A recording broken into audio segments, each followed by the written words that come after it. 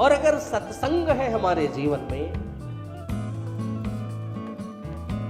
तो अगर सत्संग नहीं है तो आप अपने बच्चे को भी चाहे जितनी बड़ी बड़ी यूनिवर्सिटी में पढ़ाओ लिखाओ, कोई मतलब नहीं। अगर सोचो कि मेरा बेटा बड़ा विवेकवान हो गया है तो ये असंभव है, क्योंकि विवेक की जागृति तो बच्चे के अंदर तभी होती है मिश्रा जी जब वो सत्संग की सरिता में स्नान करता है, यानी भगवान की कथा सुनता है।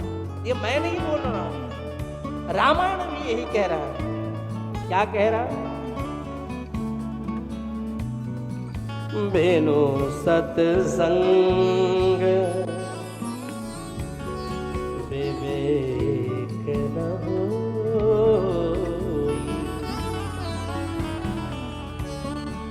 बिना सत्संग के विवेक की जागृति हो ही नहीं सकती, इसलिए सत्संग अत्यंत ही जरूरी है। बोले क्यों? अज्ञान है कृतमोह मदांधकार ना संविधाय हितदो दयते विवेका। सत्संग आएगा तब समझ लेना कि हमारे जीवन में जो अंधकार है सत्संग रूपी प्रकाश से ही दूर हो सकता है, अन्यथा बड़ा मुश्किल है मेरे भाई। इसलिए ये हमें ध्यान देना चाहिए। आज के डेट में देखो घर में एक दूसरे की पटरी नहीं लग रही, यानी पिताजी में और बेटा में भी पटरी नहीं लगती, सास और बहू में भी आपस में पटरी नहीं लग रही, ननद और भाभी में भी पटरी नहीं लगी। प्राय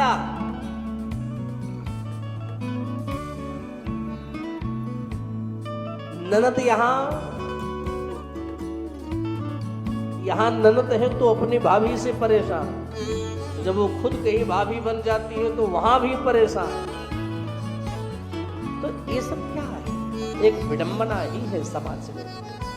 हमें कैसे रहना चाहिए, कैसे उठना चाहिए, कैसे बैठना चाहिए, कैसे लोगों के साथ रहना चाहिए, ये हमें केवल और केवल सत्संग ही सिखाता है।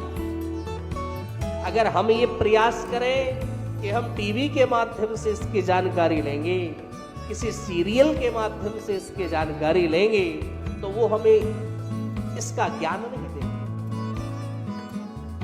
और सीरियल का काम केवल और केवल हमें बर्बाद करने का, हमारे समय को बर्बाद करेगा, हमें बर्बाद करेगा। कितने प्यारे प्यारे नाम सीरियल के होते।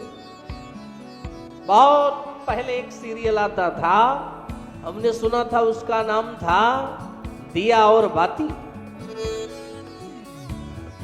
5 साल लगातार टीवी पर एपिसोड आता रहा,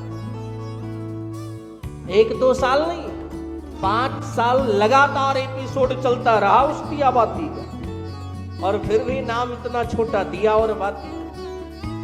अब जब इतने साल चलाना था तो उसका नाम तो अखंड ज्योति होना चाहिए, बंद होने का नाम ही नहीं ले रहा।